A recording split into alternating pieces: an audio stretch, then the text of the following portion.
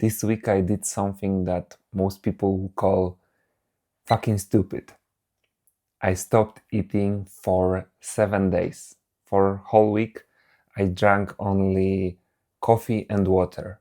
I promise you, it's not stupid, and I would love to tell you why I did that and what benefits it might bring.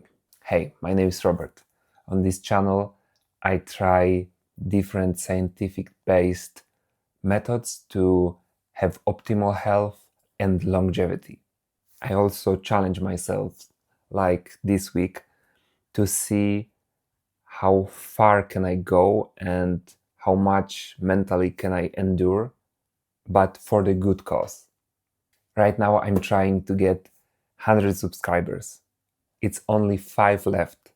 If you're one of those 5 people who haven't subscribed, please do. And let's go to the video. One more thing before we start. Can you guess how much weight I lost during this week? Leave it in the comment. Today is day 1 of my 7-day water fast.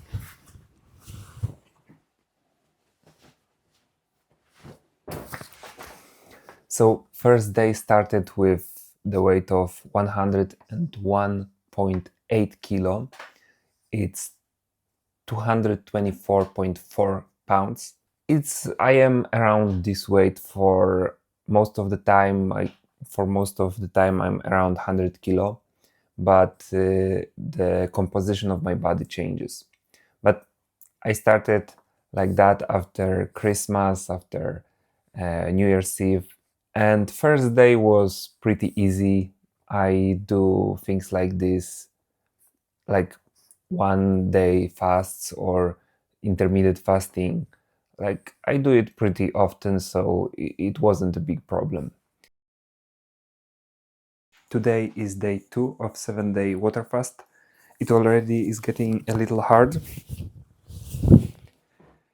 Tomorrow probably will be the most difficult day, and I hope from there it will be easier.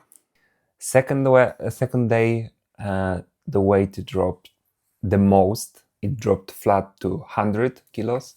It's 220.4 pounds. Second day was a little bit more difficult.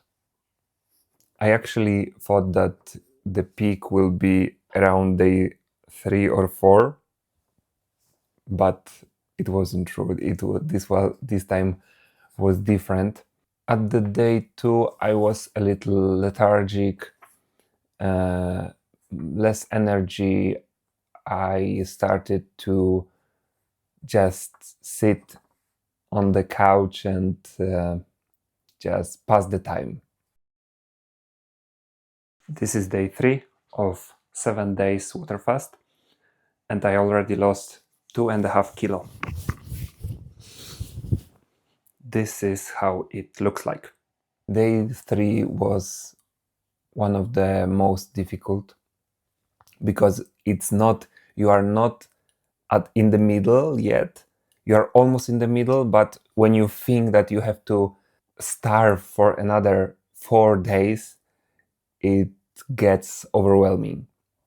And this day I dropped my weight to 99.45 kilo. It's 219.2 pounds. At day 3, something weird happened. My girlfriend was sitting with me and we were watching something, and she told me that my breath stinks like never before. It was weird because I brushed my teeth and everything like normal, but I decided to research that. And what I found out, that was a keto breath. And I recorded a video last week about this, so you can check that out somewhere here. This is day 4 of 7 days water fast. Day 4 wasn't impressive at all. My weight was at the same place, even a little bit higher. it was 99.5 kilo and 219.4 pounds. So it's 0.2 pounds more. This is day 5 of 7-day water fast, and this is how it looks like now. Day 5 was mentally better because I already knew that it's only 2 days to the end, and also weight dropped again. So it dropped to 99 and it is 218.2 pounds. At day 4 or 5, I started to get dizzy when I stood up too fast. And at this point, when you go to the toilet to make number 2, it's mostly water or nothing at all. So that's also a new experience. I want to stop for a moment here because it's very important to go to the gym to work out when you are fasting, when you do prolonged fasting.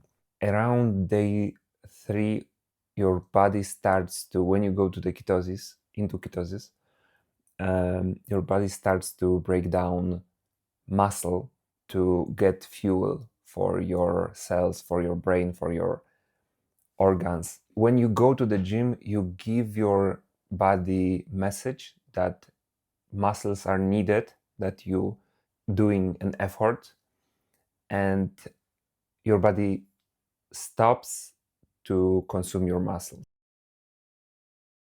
Today is day 6 of my 7-day water fast, and this is how it looks like. So we are at day 6. Again, that was good drop in weight because I dropped to 97.5 kilos, so it's 215 pounds.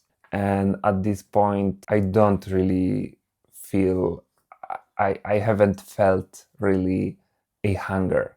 When you're fasting for so long, there are just like 10-20 minutes moments when you feel hunger, when the hormone ghrelin is secreted, and that's actually how you feel hunger. Normally, when we have our normal rhythm of the day and eating, our body starts to put into our system ghrelin. This hormone makes us feel that our stomach hurts and we want to eat.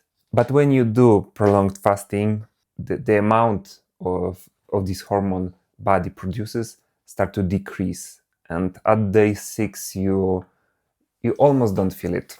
You are very weak, and that's the main problem because you can't like function normally. But for example, I was driving, walking with my dog, going to get groceries. So you can function somehow, but you can't have too much effort. And this is how I look after 7 days of water fast. Day 7, I finished with 96.6 kilo, which equals to 213 pounds. It was my first time doing fast that long. It got me thinking about how during their lifetime most people haven't had like just 2 days of not eating. Like probably 99% of people never had 2 or 3 days of not eating. To do it for 7 days is like a challenge for me, mental challenge. When you control your emotions and you are stable enough, you can do things that very little people can. So here is the answer for the question I asked at the beginning of the video. How much weight did I lose? I lost 5.2 kilo, which amounts to 11.4 pounds in 7 days. So that's it. This is the end of my fast, my 7-day water fast. I chose watermelon and bone broth to break the fast. and I'm going to tell you why I chose those things. But first of all, I need to eat something. Everything looks so delicious. Like even the smell of a food is incredible, really. If you choose to break a fast with watermelon, you should remember to remove seeds because it's not very easily digestible. This watermelon doesn't have that much of seeds, so it's pretty good. It's so delicious, I'm telling you. So I chose watermelon because it's very easy to digest. It's actually mostly water. It has some sugar, but it's all good. It's easy digestible.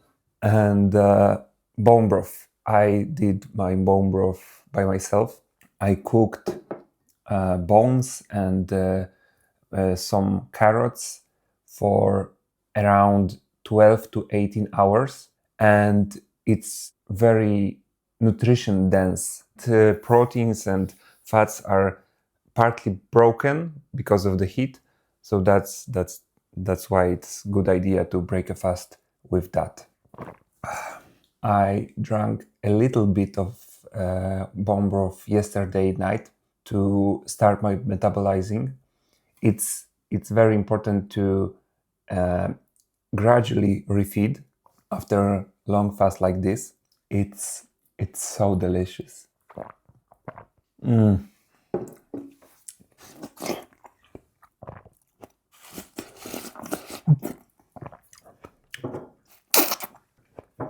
You might think that drinking bone broth with watermelon isn't a very good idea.